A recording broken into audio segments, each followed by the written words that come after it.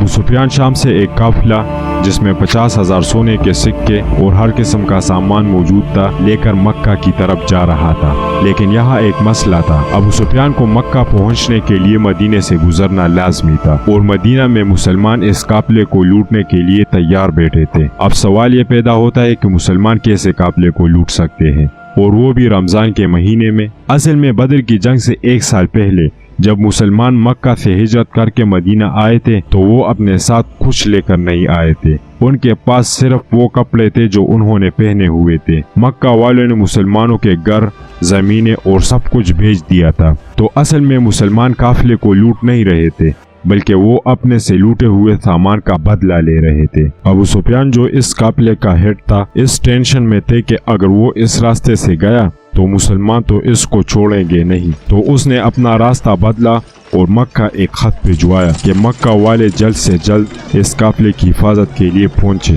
تو وہ بندہ جیسے مکہ پہنچا تو اس نے کعبہ کے پاس جا کر اپنے اونٹ کے کان اور ناک کاٹ دیے اور اپنے کپڑے پاڑ کر زور زور سے مدد مانگنے کے لیے چیخا۔ مسلمان فوج آلریڈی قافلے کو روکنے کے لیے نکل چکی تھی۔ ابو جہل نے اس قاصد سے پوچھا کتنے آدمی تھے؟ اس قاصد نے کہا زیادہ سے زیادہ 300 یا 313 آدمی ہوں گے۔ اس پر ابو جہل نے کہا ہم 1000 فوج لے کر جائیں گے۔ پھر اس نے کہا کتنے گھوڑے ہوں گے؟ اس نے کہا یہی کوئی 2 گھوڑے ہوں گے۔ ابو جہل نے کہا ہم 1000 گھوڑے لے کر جائیں گے۔ پھر اس نے پوچھا مسلمانوں کے فوج میں اونٹ کتنے تھے؟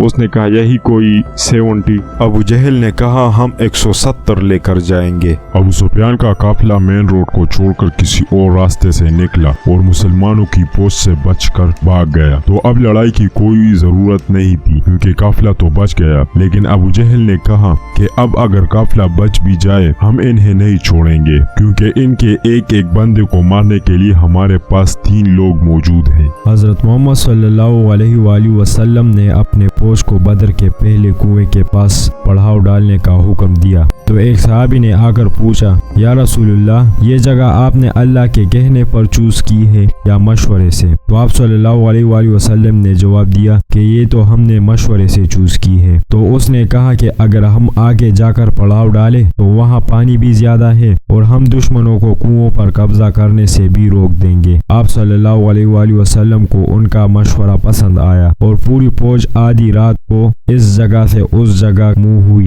دوسرے دن جب ابو جہل کی فوج سامنے آئی تو وہ مسلمانوں کی فوج سے 3 گنا بڑی تھی۔ عتبہ جو مکہ کا سب سے مالدار تجارتی تھا اپنے بھائی اور بیٹے کے ساتھ سامنے آئے اور مسلمانوں کو چیلنج کیا کہ کوئی ہے جو ہم سے مقابلہ کرے۔ مدینہ کے 3 انصار سے مقابلہ کرنے کے لیے گئے تو عتبہ نے کہا کہ یہ کون ہے؟ ہمیں اپنے بھائیوں کے سر کاٹنے ہیں جنہوں نے باپ داداؤں کے مذہب کی بغاوت کی ہے۔ اب حضرت حمزہ، حضرت عبیدہ اور 24 سالہ علی سامنے آئے اور لڑائی شروع ہوئی۔ حضرت عبیدہ زخمی ہوئے لیکن عتبہ، اس کا بھائی اور بیٹا تینوں مارے گئے۔ عتبہ کا بیٹا حذیفہ جو کہ مسلمانوں کی فوج میں تھا اس کے سامنے ہی اس کے باپ، بھائی اور چاچا کو مار دیا گیا لیکن وہ مسلمانوں کی فوج میں ہی رہا۔ مسلمانوں کو پتا تھا کہ دشمن کے مقابلے میں ان کا فوج بہت چھوٹا ہے تو انہوں نے ڈیفینسو اسٹریٹجی اختیار کی کہ بھائی ہم اپنی جگہ سے نہیں ہلیں گے، تم آ کے ہمیں مارو۔ اسی کے ساتھ ابو جہل نے حملے کا حکم دیا۔ اس کا خیال تھا کہ 2 منٹ کا کام ہے ختم کر کے نکلتے ہیں، لیکن ایسا نہیں ہوا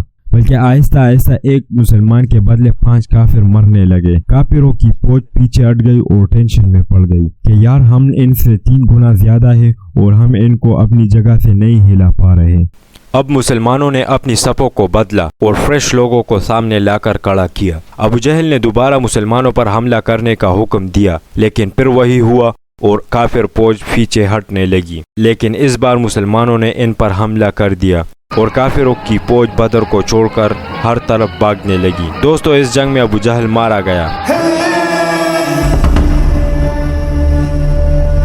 مکہ میں سارے جیت کی خبر کا انتظار کر رہے تھے کیونکہ پچھلے 60 سال میں قریش کو کوئی بڑی شکست نہیں ہوئی تھی اور تقریباً 65 سال پہلے انہوں نے ابرہہ کے 60,000 لشکر کو بھی ہرایا تھا جس کی وجہ سے پورا عرب قریش کو اپنا لیڈر مانتا تھا۔ لیکن اب مکہ کے قریش صرف 313 مسلمانوں سے ہار گئی۔ پہلے جو لوگ جنگ سے بھاگ کر مکہ پہنچے تو ان پر کسی نے یقین بھی نہیں کیا کہ ہم جنگ ہار گئے، لیکن آہستہ آہستہ ان کو پتہ چل گیا کہ وہ یہ جنگ اور پورے عرب میں اپنی عزت ہار چکے ہیں۔ جنگ بدر سے پہلے عرب محمد کو ایک کمزور آدمی سمجھتے تھے جس کو اپنے ہی لوگوں نے نکال دیا تھا اور وہ دوسرے لوگوں سے مدد مانگتا پھرتا تھا۔ لیکن جنگ بدر کے بعد محمد ایک بادشاہ اور ملٹری جینیس کے طور پر پورے عرب میں مشہور ہوا، کیونکہ انہوں نے اپنے سے 3 گنا بڑے لشکر کو شکست دی تھی۔ مسلمان جب جیت کی خبر لے کر مدینہ پہنچے تو ہر طرف خوشی اور سیلیبریشن چل رہی تھی، لیکن جیسے ہی حضرت محمد صلی اللہ علیہ وآلہ وسلم گھر تشریف لے گئے تو ان کو پتہ چلا کہ ان کی بہت ہی پیاری بیٹی حضرت رقیہ فوت ہو چکی ہے۔ اس بات سے رسول اللہ صلی اللہ علیہ وآلہ وسلم کو بہت دکھ ہوا، لیکن مسلمانوں کی خوشی اور سیلیبریشن جاری رکھنے کے لیے انہوں نے اپنے غم کا ذکر کسی سے نہیں کیا، اور یہ سیلیبریشن زیادہ دیر چل بھی نہیں سکتی تھی، کیونکہ اس بار ابو سفیان نے پورے عرب سے 3000 کی فوج مسلمانوں سے بدلہ لینے کے لیے جمع کر دی۔